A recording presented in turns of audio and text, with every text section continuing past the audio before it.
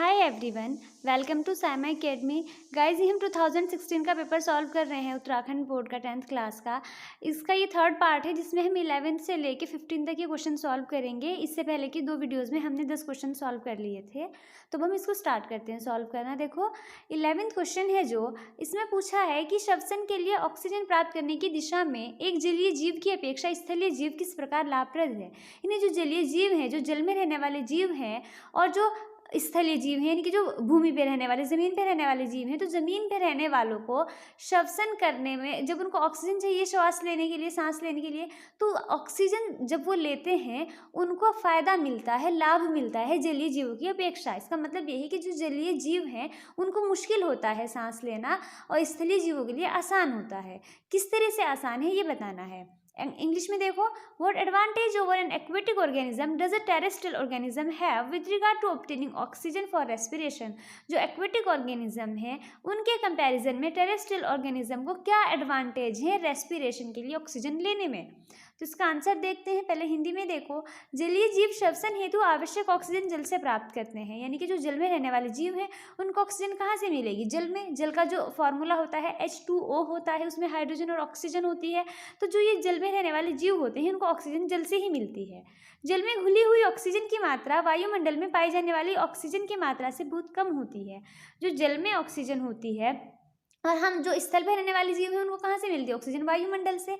तो वायुमंडल में ऑक्सीजन की मात्रा अधिक होती है और जल में ऑक्सीजन की मात्रा कम होती है। ठीक है, तो जब वायुमंडल में ऑक्सीजन ज़्यादा होगी तो स्थल पर रहने वाले जीवों को ऑक्सीजन ज़्यादा मात्रा में मिलेगी, है ना।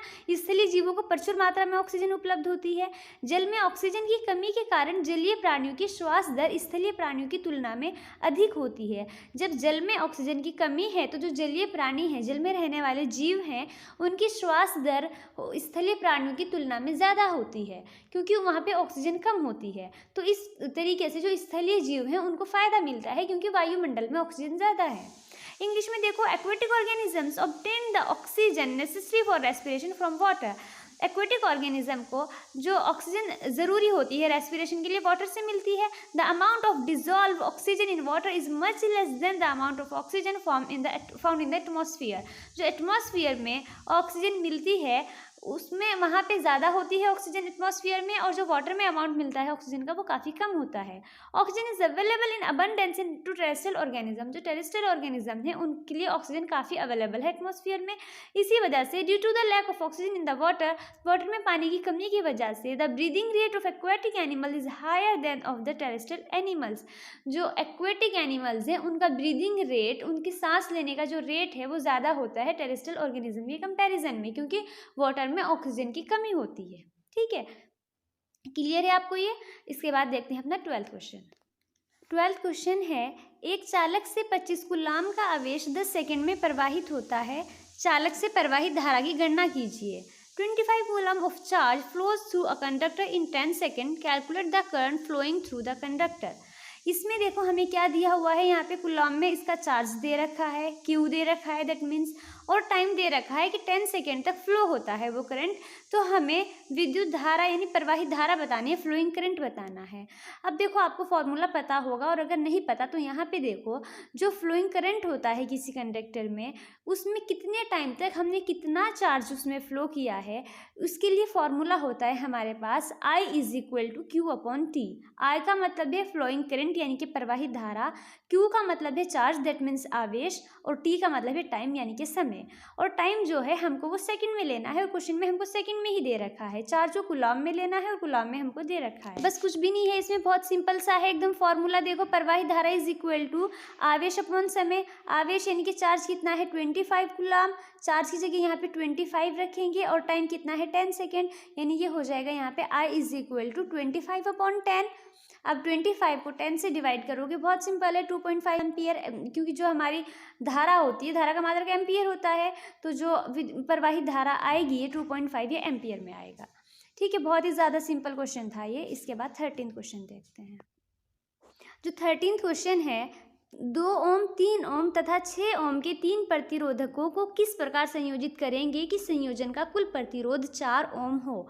How can three resistors of resistance 2 ohm, 3 ohm and 6 ohm be connected to give a total resistance of 4 ohm? ये हमारे पास तीन यहाँ पे रेजिस्टेंट हैं, तीन प्रतिरोधक हैं, एक 2 ओम का, 3 ओम का और 6 ओम का। हमको इनको इस तरीके से कंबाइन करने हैं, इस तरीके से कनेक्ट करने हैं कि जो हमारे पास टोटल रेजिस्टेंस आए, कुल प्रतिरोध आए, वो 4 ओम आना चाहिए, 4 ओम आना चाहिए। तो हम इसको कैसे करेंगे? देखो हमारे पास जो ये दे रखे हैं, तीन रेजिस्टेंट, तीन प्रतिरोधक दे रखे हैं, 2 ओम, 3 ओम और 6 ओम। 2, 3 और 6 छोटे नंबर हैं, कोई ज़्यादा बड़े नंबर नहीं है। बस आपको ये देखना है कि आपको इनको कैसे अरेंज करना है तीनों को। आपको इनको पैरेलल कॉम्बिनेशन में यानी कि समांतर क्रम में लगाना है, या सीरीज कॉम्बिनेशन में यानी कि श्रेणी क्रम में लगाना है, जिससे कि आपका 4 आ जाए। तो देखो यहाँ पे जो R1 है, तीन दे रखे हैं ना हमारे पास, तीन रेजिस्टेंट है, R1, R2, R3 यानी कि 2 ओम, 3 ओम और 6 ओम। तो हम इसमें फर्स्ट वाला 2 ओम है, तो हमें चाहिए टोटल कितना, 4 ओम चाहिए। तो उस 2 ओम को तो ऐसे ही रहने दो। जो R2 और R3 है यानी 3 ओम और 6 ओम है, इनको हम पहले दोनों को पैरेलल कॉम्बिनेशन में कनेक्ट करेंगे यानी कि समांतर क्रम में संयोजित करेंगे, और फिर जो ये इनका आंसर आएगा 3 ओम और 6 ओम को जब हम पैरेलल कॉम्बिनेशन में यानी समांतर क्रम में संयोजित करेंगे, इनको संयोजित करने से आएगा हमारा 2 ओम। फिर 2 ओम को इस पहले वाले R1 जो एक बचा है उस 2 ओम के साथ कनेक्ट कर देंगे, उससे हमारा 4 ओम आ जाएगा। कैसे करेंगे अब इसको देखते हैं। देखो, we can get a total resistance of 4 ohm by connecting the 2 ohm resistance in series with the parallel combination of 3 ohm and 6 ohm. यानी जो 3 ओम और 6 ओम के दो रेजिस्टेंस हैं, इनको हम पैरेलल कॉम्बिनेशन में ऐड करेंगे। फिर उसके बाद जो आंसर आएगा उसमें 2 ओम के रेजिस्टेंस को सीरीज कॉम्बिनेशन में ऐड कर देंगे। 3 ओम और 6 ओम के समांतर संयोजन के साथ श्रेणी क्रम में 2 ओम का प्रतिरोध जोड़ देंगे, तो हमारे पास 4 ओम का आ जाएगा। देखो, जब हम उसमें पैरेलल कॉम्बिनेशन में कनेक्ट करते हैं, समांतर क्रम में कनेक्ट करते हैं, तो हमारे पास उसके लिए फॉर्मूला क्या होता है, 1/r' is equal to 1/r1 plus 1/r2। मतलब जितने भी हमारे पास रेजिस्टेंस होते हैं, प्रतिरोधक होते हैं, उनको हम 1/1 करके ऐड कर देते हैं। तो यहाँ पे हमारा जो R2 है यानी कि 3 ओम है, और जो R3 है 6 ओम है, उनको हम ऐड करेंगे पैरेलल कॉम्बिनेशन में समांतर क्रम में।